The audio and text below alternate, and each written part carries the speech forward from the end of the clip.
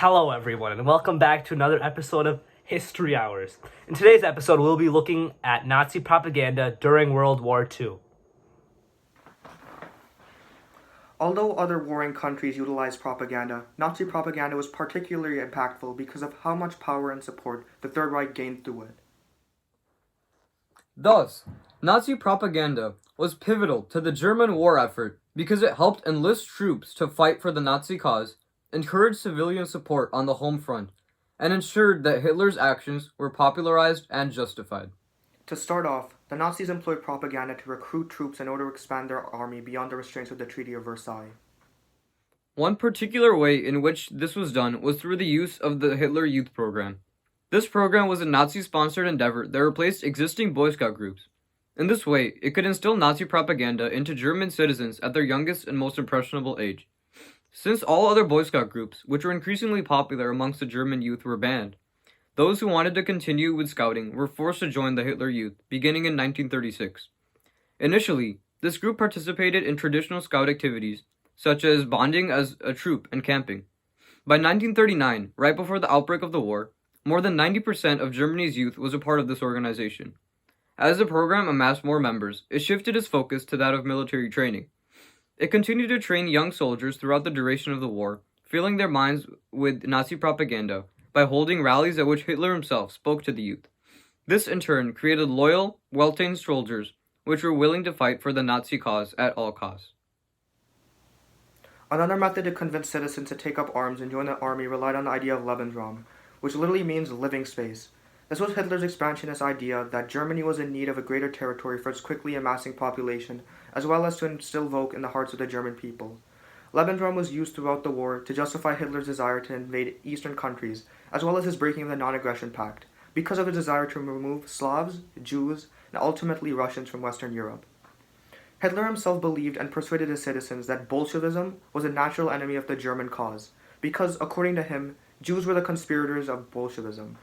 This was expressed in the poster, which was spread to German-occupied parts of Europe and implied that all of Europe was in a combined fight against Bolshevism.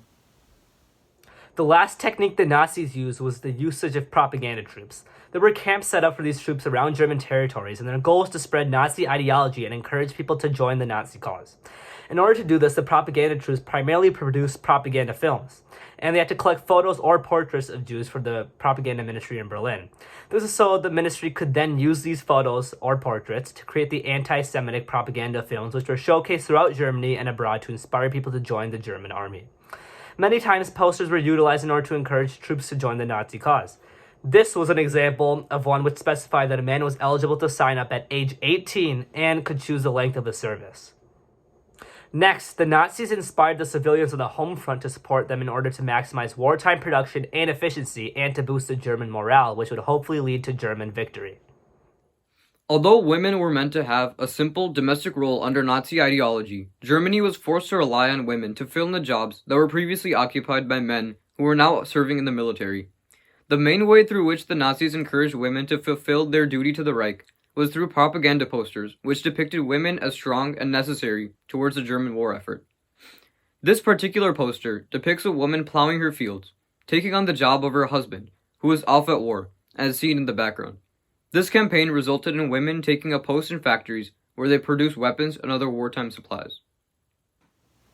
A second action the Nazi government took to spur its citizens to fund the German army was manipulating the people's education. Propaganda played a large factor in education due to it being a crucial part of all lives. Feeding Nazi ideals to children and adults was done relatively simply, through books and schooling. Anti-Semitism and pure Germans, being of Aryan descent, were mentioned in almost every single school subject, and even in extracurricular activities. For example, Hitler's youth groups raised many children to join the war by implanting racist ideas into their minds, as seen in this poster. It proclaims youth serves the Führer, all 10-year-olds into the Hitler Youth. The third means through which the Nazis encouraged the Germans on the home front to contribute to their cause was through incorporating propaganda into German pop culture. They put it in art, the radio, and even in celebrations such as parades. In this manner, their message became widespread, more influential, and enforced into the citizens' minds, and placing this propaganda in virtually every aspect of pop culture had its biggest effect on the youth at the time, as seen by the numerous youth rallies that were held during the course of the war. Lastly, the Nazis had to popularize and justify all the actions of Hitler in order to maximize support and compliance at home and abroad, along with mitigating any chance of rebellion against Hitler, which could occur if there was a prominent sense of unrighteousness surrounding his racist actions towards the Jews and other minorities. The Nazi cause was mainly popularized by Joseph Goebbels, the lead propaganda minister under Hitler. Goebbels used his platform in the Nazi Party to control the media, art, and other forms of communication to encourage the German people to support the war effort. He primarily did this through propaganda films that portrayed the Jews in a negative light in order to popularize the Nazi cause and foment feelings of anti-Semitism. Other methods included the burning of books, which were considered un-German, and the replacement of Jewish newspaper editors with Nazi editors.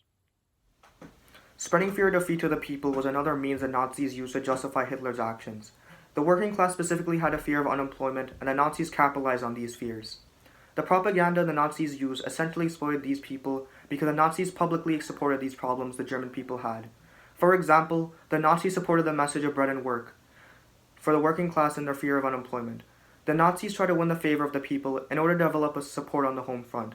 Some propaganda exploited the angst which German people shared about the mistreatment they would suffer if the Allies won again.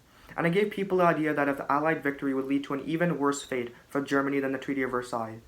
This prevented any sort of rebellion against Germany, as well as the German people knew that they were just setting up their country for even more economic devastation by doing so. The main tactic the Nazis used in order to ensure people outside of Germany that Hitler's actions were justified was active propaganda. This was essentially propaganda that was directed against the enemy, and it was done through propaganda units placed in occupied or enemy territories to influence the civilian population. This was done in countries such as Britain, and these units essentially spread anti-Semitic material throughout the population, mainly by publishing anti-Semitic articles in the newspaper, to influence those people that Hitler's actions were for the greater good of humanity and should be supported. An example of a well-known person who used active propaganda was a man under the pseudonym Lord Haha. Lord Haha hosted a German propaganda broadcast in Britain in which his goal was to break the morale or gain approval from the millions of British listeners through his pro-Hitler rants where he rebuked Jews and the British government.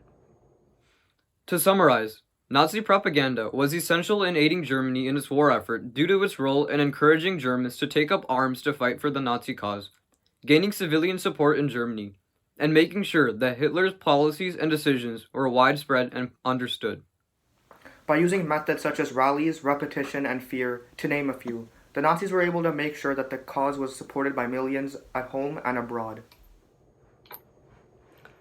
Thus, Nazi propaganda was extremely effective in broadcasting the Nazi cause and for acquiring support in hopes of German victory. Thanks for joining us on this episode of History Hours. Until next time.